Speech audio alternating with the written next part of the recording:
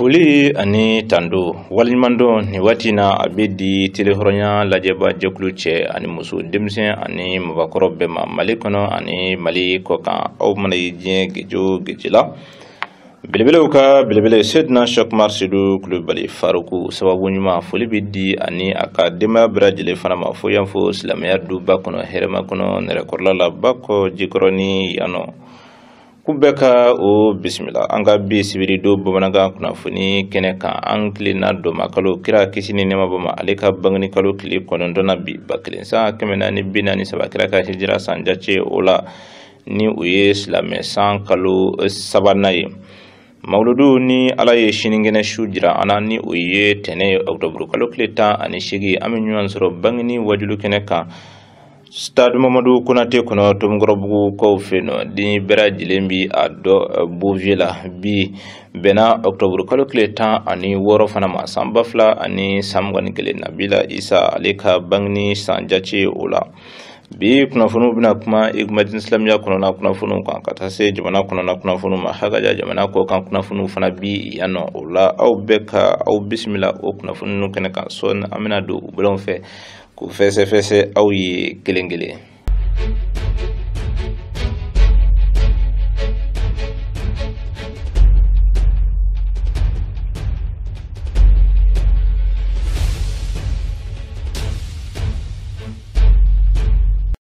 kabe alamusa do makalo kili wolo vlama baklensa kemena ni binani sabakira ka hijra sanjachela o mi fana bena octobre kalo kleta ani nani ma samba fla ani samwani kele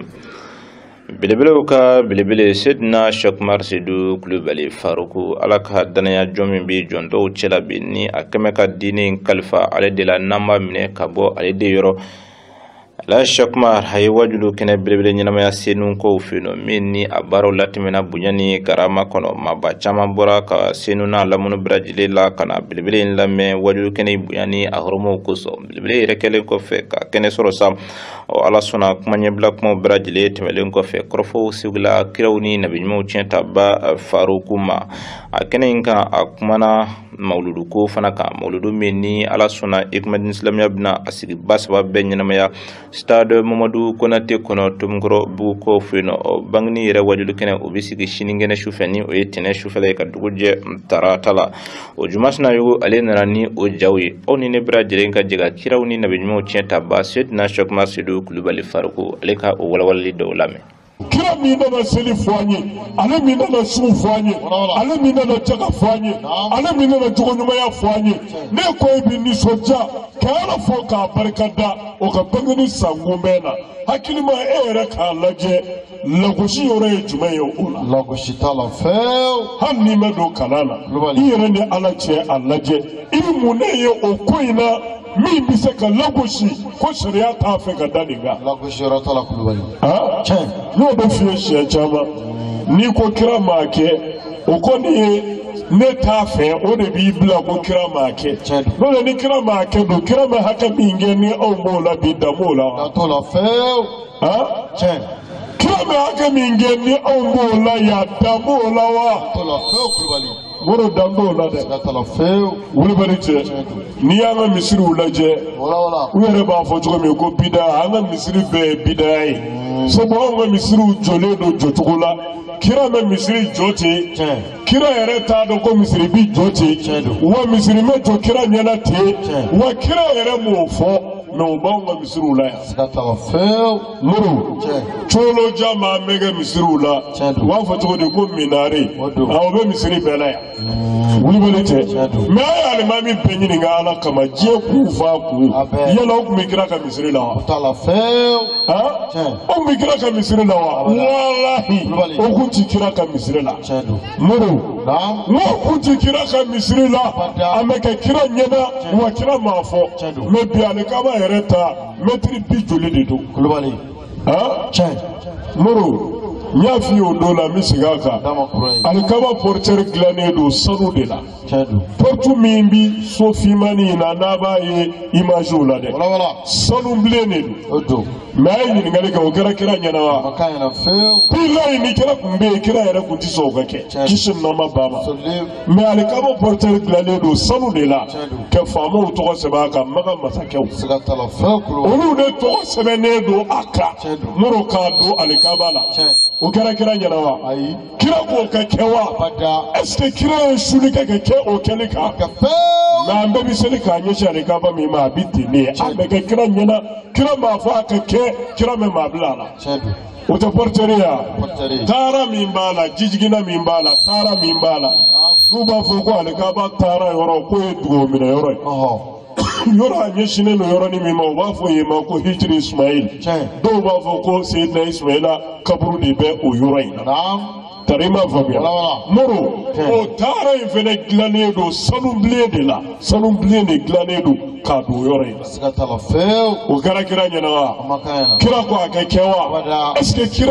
kira y'an su ka kɛ o kɛli kan mais an bɛ seli k'a ɲɛsin alikaba min ma a bɛ ten ne moro kɔfɛ kamera hakɛ min bɛ alikaba la danbo la hali o ɲɔgɔnna tɛ maison blanche la o kɛra kira ɲɛna wa kira k'o kɛ kɛ wa moro micro hakɛ min b'a kɔnɔ kira b'o kalama kira ko a kɛ kɛ wa climatiseur min b'a kɔnɔ moro ne yɛrɛ tɛ diɲɛ yɔrɔba dɔn min clim bɛ i b'a fɔ alikaba tacogo subhanallah n'i donna a kɔnɔ koloci tamasiyɛn kana k'i la dɛ n'o tɛ u nana ni meleke ka bɔ ni mura sumaya n'a y'i dasi sen f'i kunjɛ alikaba kɔnɔna na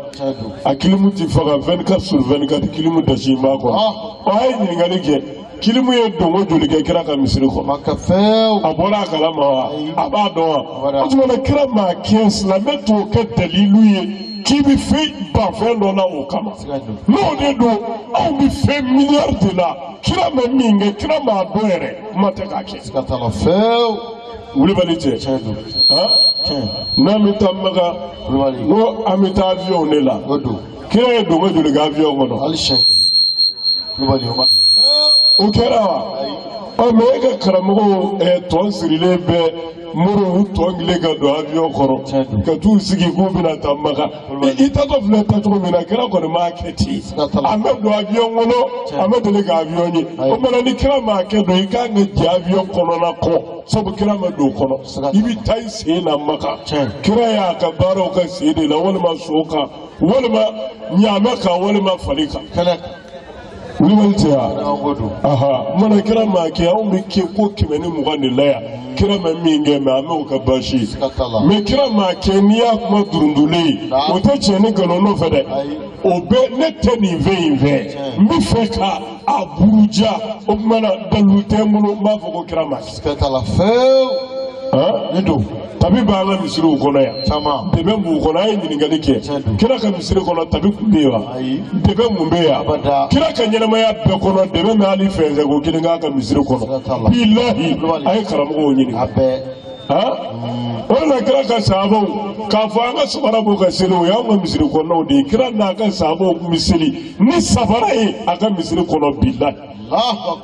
muru n'i bɛ na dɔrɔn i b'i sen cɛnɛ ka bɔgɔ bɔ walima ni nɔgɔ b'a la k'o bɔ a la i bɛ don ka t'i jɔ misiri kɔnɔ ni sabara ye ka seli n'a ye kira ni sahabaw kun bɛ seli ten ne ye kisi ni nɛɛma b'a ma a ye ji alimami bɛɛ ɲininka a ye karamɔgɔ bɛɛ ɲininka ko faruku de y'a fɔ a ye muru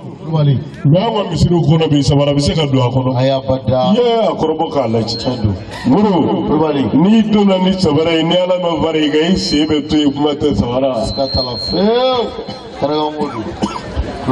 wala parce que anw ɲɛ bɛ k'a bila minɛn min kɔnɔ ani kira y'a bila min kɔnɔ kelen tɛ mana ne bɛ kuma fara ɲɔgɔn kan yan nin bɛɛ bɛ fɔ a ye mawulukɛbaw ka o la nisɔndiya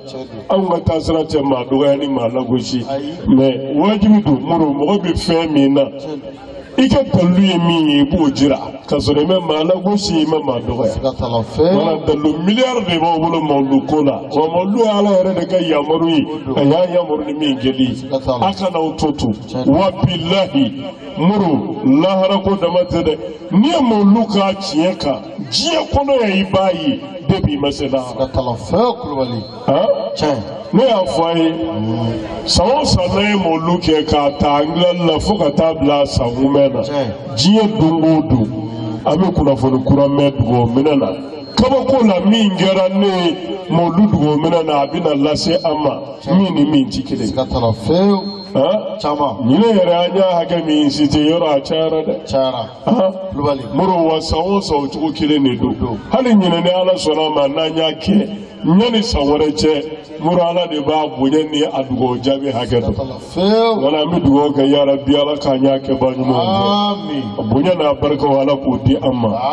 ala k'u k'an ye kira bonya kama sɔnna ala rasuli. Alhamdulillah rabbil alamin hambe belebele fo ka dilala fe mawludu shu ala ka jira an kelen kelen bera jilena kero kelen pe ustad Mamadou Konate tumgoro bugu ko feno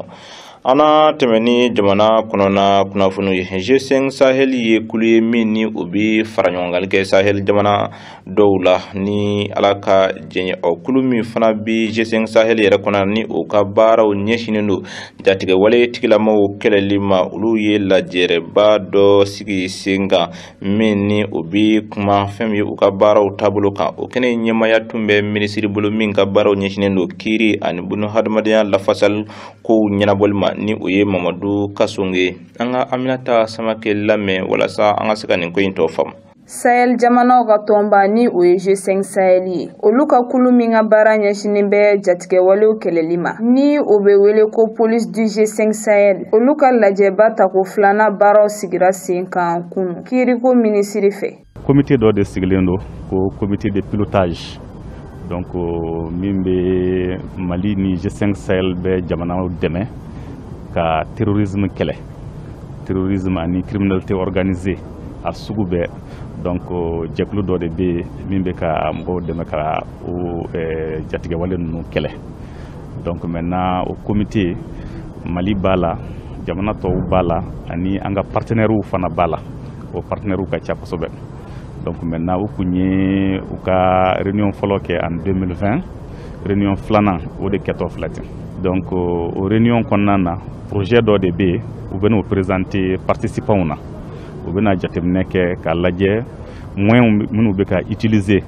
ka jatige wale konnu kele ulu be se ka améliorer chugomina donc chugomina be se ka fereke pour que jatige wale o ko be se ka dabla Mali kono ani G5 jamana to be kono jatige wale kelebaga ni u deme baga jegulu chama nyogon soro ni kenenka ka hakli jagabo ke wala sa fere kuro ga soro adama deon ka hakyo la kanani kama jatige wale o keleli fuka tase kiriko sariyo la batulima na wiye deme chama do Malila surtout brigade d'intervention spécialisée pôle judiciaire ka brigade mimbe jatige wale konnu kele donc o brigade renforcera kosobe donc yo formation duma uye so fana jo ubena yalama so minu kono falaje donc brigade be yalama yi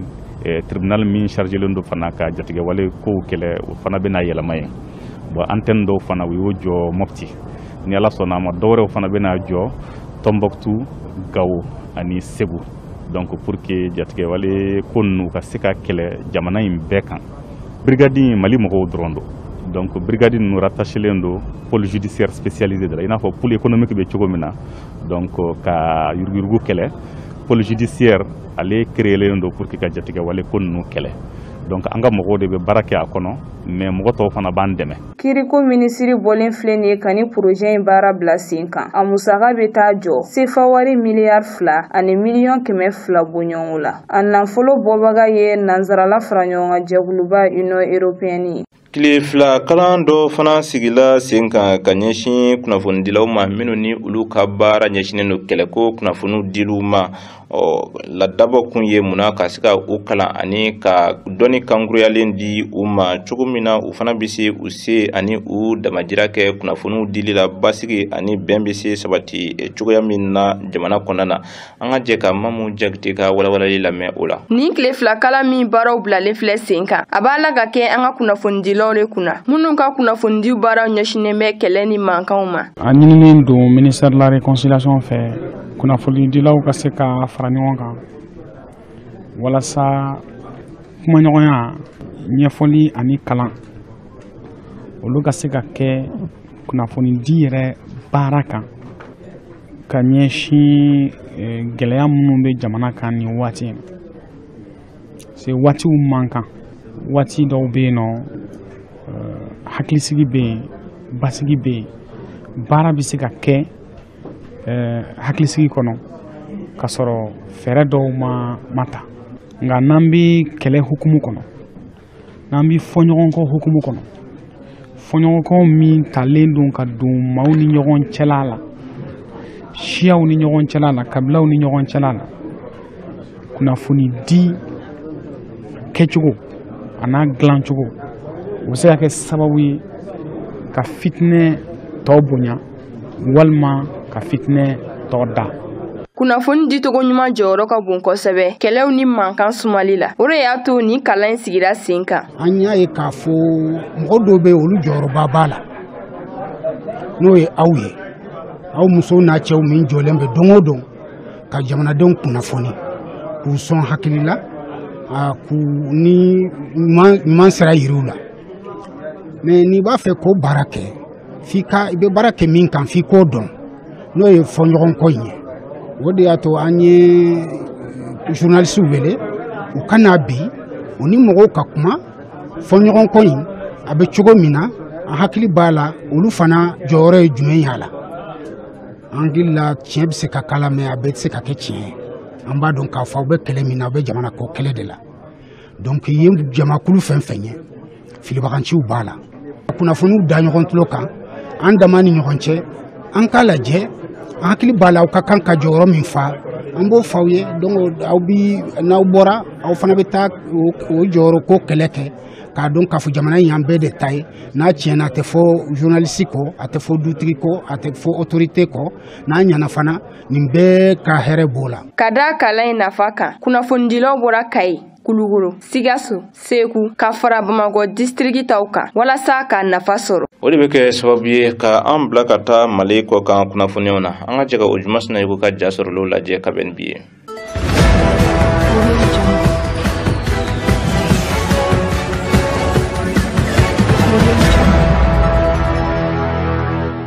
Afghanistan jamana kɔnɔna la attentat gɛrɛ kɔni kɛra maa dɔ ye mugujugu don a yɛrɛ la yɛrɛfaga suya kɔni kama a kɛra dugu la dugu min n'an kama ko Kandahar ale yɛrɛ cɛmancɛ la Kandahar ye dugu ye min bɛ Afghanistan worodugu yan fan fɛ nin ko in yɛrɛ kɔni kɛra jumaseli waati olu kɔni na maa minnu sara o dɔgɔyalen maa 30 ani maa 7 ye maa 53 olu kɔni de banalen don nin waati in kɔni na Kandahar ale dugu kɔni kɔnɔna la kɛnɛya tigilamaaw y'a yira k'a fɔ u b'a la k'u se bɛɛ lajɛlen kɔni kɛ cogo min ka se ka maaw ni ka o kɔni lakanda nin yɔrɔ kofɔlen min kɔni filɛ nin ye a kɛra ka maaw ɲɛ gannen to jumaseli baaraw olu kɔni na seereya dɔ kɔni y'a yira k'a fɔ mugu pɛrɛnkan 3 ɲɔgɔnna bɔɲɔgɔnko ale ye o kɔni mɛn dɔ kɛra selijita yɔrɔ la maaw bi don misiri yɛrɛ da ba min fɛ dɔ kɛra o yɔrɔ kofɔlen fana kɔni na o cogo kelen fana kɔni do dɔ fɛnɛ kɔni kɛra misiri yɛrɛ cɛmancɛ yan fa yɔrɔ olu kɔni na fɛn min ye ambulance 15 ɲɔgɔnna bɔɲɔgɔnko ye olu bɛɛ lajɛlen kɔni nara wa talibanw ka kɛlɛkɛcɛw olu kɔni bi u sen kan nin waati in kɔni na cogo min ka se ka dɛmɛ ta k'a ɲɛsin maaw ma maa minnu ni olu kɔni banara ka maaw hakili lajigin juma tɛmɛnen tuguni dugu min bɛ yen ni a tɔgɔ Kunduz ale bɛ Afghanistan kaɲangalanfan kana a kɔrɔɲanfan kɔni fɛ nin ko kelen in fana kɔni kɛra ye maa caman bɔnɛra u ni na nka banbaci walekulu min bɛ yen n'an ko État islamique maaw olu y'a yira k'a fɔ o kɔni ye olu nɔ ye.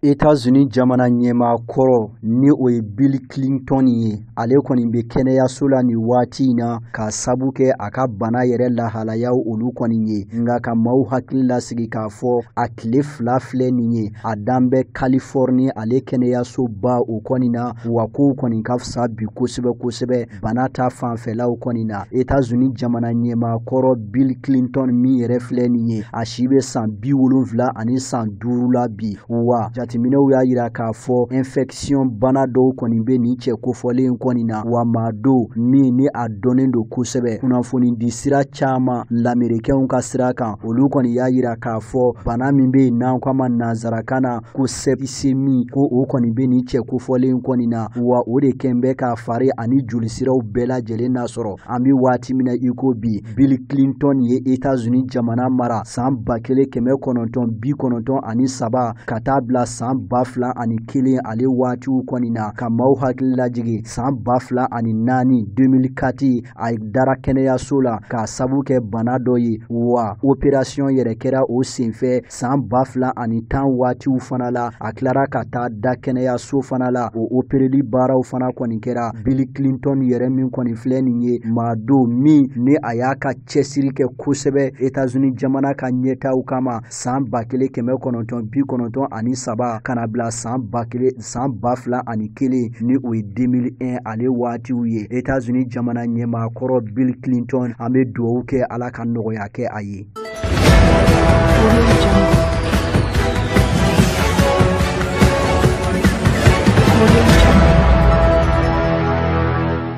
La Guinée Conakry kɛlɛkɛcɛw ka maaɲɛmaaba ye lase dɔ kɔni kɛ alamusa tɛmɛnen min senfɛ a y'a yira k'a fɔ u ye kɛlɛkɛcɛ dɔw kɔni bugunatigɛ sɛbɛ kɔni dɔ minnu kɔni tun b'a la ka fanga jaso labɛnw ka olu kɔni kɛ La Guinée Bissau jamana kɔni kɔnɔna la. An ko coup d'état jamana la, jamana min ni a kɔni bɛ gɛlɛya bilen kɔnɔna la. An bɛ waati min na i ko bi, kɛlɛkɛcɛ kulu min bɛ yen, an ko forces armées révolutionnaires du peuple dakuruɲɛ kelen FARP, o kuma kofɔlen ninnu kɔni tun bɛ o kɔnɔna la. U tun b'a la ka wari kɔni di kɛlɛkɛcɛw kɔni ma ni o ye soldasiw ye ka se k'u hakili yɛlɛma cogo min u bɛ se fara u kan cogoya min na ka se ka fanga jaso o kɔni kɛ. Kɛlɛkɛcɛw ka maaɲɛmaaba ni o ye général Biange Nantan ye, ale kɔni ye nin kɔrɔfɔ in kɔni bɔ ka bi don min ni o bɛnna ba polisilakaw ka anniversaire o san 47nan don o kɔni ma. Général Nantan a y'a yira k'a fɔ ni soldasi minnu kɔni filɛ nin ye u ye wari caman kɔni minɛ u ka maa ɲɛmaw dɔw la minnu tun bɛ fɛ ka nin fanga jaso in kɔni kɛ. Nin kɔrɔfɔ in yɛrɛ bɔra ka bi waati la, waati min ni jamana ɲɛma Umar Sisoko an balo ale yɛrɛ bɔra Guinée Bissau jamana kɔnɔna la ka se ka taa lɛrɛ 48 taama dɔ baara okumu kɔnɔna la. La Guinée Bissau jamana ale kɔni y'a ka yɛrɛma hɔrɔnya ta k'a bɔ Portugal bolo san 1974 ale waatiw la. Waati jan kɛlɛ kelen kɔni kɔfɛ yɛrɛma hɔrɔnya nɔfɛ o y'a sɔrɔ fɛlɛtɔ min bɛ Parti africain pour l'indépendance de la Guinée Bissau et du Cap Vert PAIGC o sigira sen kan maa min fɛ o ye Amilcar Cabral, ale min yɛrɛ fagara san 1973 ale waatiw kɔni na. Kabini La Guinée Bissau jamana y'a ka yɛrɛma hɔrɔnya ta, fanga jaso 4 o de kɛra. A 4nan o kɔni kɛra san 2012 waatiw la. La Guinée Conakry fanga jaso min ni o kɔni ma se ka kɛ o ye 16 o ɲɔgɔnna bɔɲɔgɔnko kɔni ye, wa gouvernement change ko caman o kɛra cogo min ka se ka yɛlɛma don jamana in kɔnɔna la.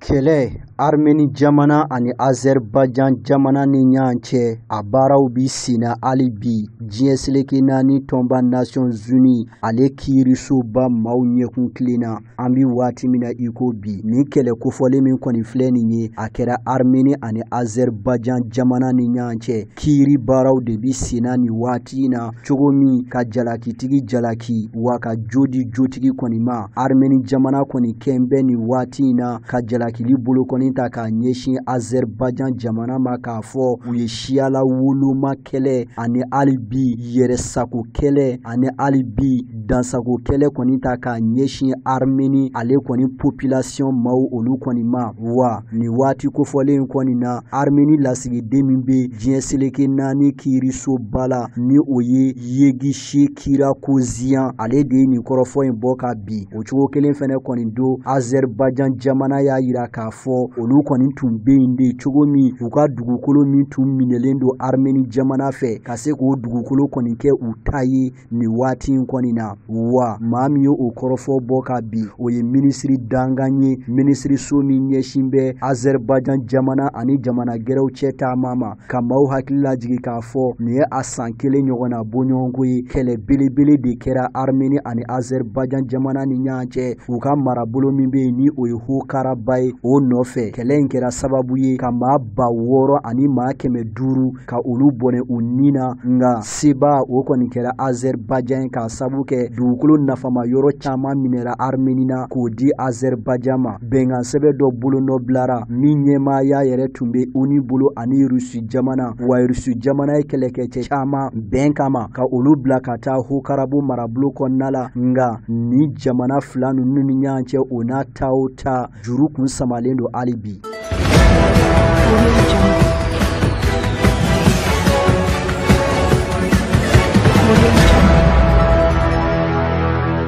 Alamusa Octobre kalo tile 14 san 2021 manganba dɔ kɔni wulila Liban ale jamana kɔnɔna la mangan in kɛra sababu ye ka maa 6 ka olu bɔnɛ u ni na wa maa 10 ani kɔ a bi taa se maa 30 ɲɔgɔnna bɔɲɔgɔnko kɔni ma olu banara ka kɛɲɛ nin kɛwale in kɔni ye ni yɛrɛ nisɔgoya taama in n'a bɛnna jɛkulu fɛ an ko min ma Mouvement Shit Hezbollah ka fara Amal maaw kan olu de ye nin nisɔgoya taama in labɛn nga u ni ba polisilakaw kɔni sira ɲama nisɔgoya taama la bɛnkun ti dɔgɛrɛ ye kiiritigɛla min kɔni ɲɛsin bɛ Beirut port mugu pɛrɛ min kɛra uti kalo san 2020 o sɛgɛsɛgɛliw kama ko ka o kiiritigɛlama in kɔni nɔrɔbila tile kuru kara kɔni kɔnɔna la jamanadenw Beirut kɔnɔna la u kɔni dusu kamikamina ani u caman hakiliw wulila ka sabu kɛ kisɛ mankanw kɔni ye fan bɛɛ lajɛlen kɔni fɛ nga wuladayanfan waatiw bi se waati min na basigi o kɔni tun donna jamana kɔnɔna la n'a ma ɲa k'a fɔ maa caman kɔni bɔnɛra u ni na wele bilara bɛɛ ma ni waati n'a ka mankanw mada wa tile kelen taasibila don an ko deuil national o kɔni fɛnɛ tara ka se ka kɛ ka ɲɛsin maaw ma maa minnu ni olu bɔnɛra u ni na ani minnu banara jamana ɲɛma Michel Aoun Liban jamana tɔgɔ la a ye sɛbɛntiya kɛ k'a fɔ yelen bina kɛ nin ko ninnu bɛɛ lajɛlen kɔni kan ka sabu kɛ an bi waati min na iko bi ko yɛrɛ kun jɔnjɔn olu dɔn tɛ fɔlɔ États-Unis jamana diɲɛ seleke 4 tɔnba Nations Unies ka fara jamana caman ka u bɛɛ kumara wa u y'a yira k'a fɔ Liban man tɛ ka ye nin ko sugu in kɔni na k'u to ni gɛlɛya bilen kɔnɔna la sabu nin ko in kɛra waati la waati min ni Liban jamana kɔni bi gɛlɛya bilen kɔnɔna la politiki ko mankan o bɛ yen sɔrɔ o laburu jalen don wa jamanadenw yɛrɛ ni ɲɔgɔn cɛ gɛlɛyabaw olu fana kɔni bɛ yen Libankaw kɔni fɛ nin waati in na don kelen tara k'o kɛ taasibila don ye ka ɲɛsin maaw ma maa minnu ni olu bɔnɛla u ni na. Hɔrɔnya jabarani suwantibaw kunnafoni minnu sɔrɔla ka dira aw la ni de bɛ dansigi kɛ olu la ni Ala sɔnna mawuludu ko i n'a fɔ an ye a fɔ aw ye cogo min na ni Ala ye tɛnɛ jira an na sa bangni wajulu kɛnɛ o bɛ sigi stade Mamadu Konate kɔnɔ Tomgɔrɔbugu ko fɛ ni o bɛ bɛn octobre kalo tile 18 ma révolution économique islamique ɲɛmaya so kɛmɛ ka dɔgɔkun bɛɛ lajɛlen ta min ni Ala sɔnna baaraw bɛna na boloda sigida dɔw ni ɲɔgɔn cɛ ni daliba masa ka jɛn o baaraw bi nun do tarata do ni wajulu kɛnɛ sigila tɛnɛ su fɛ tarata dugu mana jɛ sa nɛgɛ kɛ 10 waati dunan minnu ni olu bɔra Mali kɔnɔ ani Mali kɔ kan kana mawuludu ɲɛnamɛli la Bamakɔ faaba la ya olu ni belebele Sedina Cheikh Seydou Kulubali Faraku u bɛ sigi ka hakilina fɔlɔfɔlɔ kɛ munna hali sisan belebele bɛ se ka u jiri ni faamu dafalen cogoya min na o baara in bɛ latɛmɛ silamɛya duba yɛrɛ kɔnɔ na hɛrɛma kɔnɔ nɛrɛ kɔrɔ o baaraw ma tɛmɛ ka bɔ yen sa nɛgɛ kɛ 16 waati o tarata don kelen fɛn min ye baara belebele o fana bɛ labɛn Bananga bugu la Calcio terrain o sanfɛ ni o ye an ka seko ni dɔnko tigilamaw ye karatekaw olu ka baaraw bɛ latɛmɛ yen nɔ o tarata don kelen de sufɛ nɛgɛ kɛ 21 waati an bɛ segin ka ɲɔgɔn sɔrɔ ko kura Bananga bugu Calcio terrain kelen na munna hali sisan sketchu ani nisɔndiya ko caman ka taa o baaraw latɛmɛ dugu mana jɛ arabal de la sa octobre kalo kile muga san bafla ani samgani kile nega kan tan ani woro wati am ñon soro la shabu ko fe no shabatren o sanve o kata anye damu boko kura bululan dulanci oho mini basketi fanatikli rugby ni alasana baro fana bi lateme la shabu ko fe no araba octobre kalo kile muga nega kan tan ani woro wati o araba don gele ne shufe nega kan muga ani kilen wati jamiatu ikmadin islamia je dum bi ñon soro bako jigoroni mangrutu la farko yere ka misiri bilbelen kono kana la jere bilbele kene sigi alsisa mawludu baro time ko nyuma na ni ala sonama alamsa sa octobre kolo kilim muga ani kelen nega ken muga ni kelen wati ami ñon soro para jigoron ko nega ken ta ani wor aha nega ken ta ani wor wati alamsa don ami ñon soro para jigoron ko fe no kulumbuli kene kam o nega ken muga ani kelen wati sa o inshallah taala ana sigi ka ñon soro jilbugula bajanka train o sanfe fem yeni soja ko chama o fana la belendo yeno dugu mana je jumana sa octobre kolo kile muga ani fla nege ken tan ani woro wati ami ñan sura islamia du ba kono herma kono nere ko la kata do kalankene bilebele sigi meni ala sona kirawni nabi mo centa ba farukuna bono bina do kulugelen du anje alsisa mawludu dugu kun kunana alabisi ambira jire flani aka hine fleli ni cukumna o juma do ngelende choufe nege ken muga ani kelen wati sura fana to dun ko fe ami ñan sura foyer des jeunes 15 ans mugu ko fe no o madu dala ulubna ta ubla uflani u debela ni dalba masa o ka jim o sibiri don sa nega kan tan ani warwati ni ube octobre kalo klim gwa ani sabama amen ñon soro bako jugorani alen dulanci kene ba o 120 femi coupe el FAROUK ye ale final o kene kani dalba masa o ka jeni o baro kunche la sibiri choufe nega kan muga ani kelen wati ambi ñon soro bako ji koroni femi ye FAROUK ka misiri bilibile kona na herema kono manguru tula o femi ñiningali ani jabi kene ambi ñon soro o ka shu nega kan muga ani kelen wati ñiningali bi ke bilibile la abi jabi di o no gben berajilena ni o baro la temena ka buisa karisa octobre kalo kile muga ani nani ambi ñon soro stade Mamadou Konate konana denguni wajulu kene kana dugu mana je tenena octobre kalo kile muga ani duru bara nunu be kunje silfana selu ko fe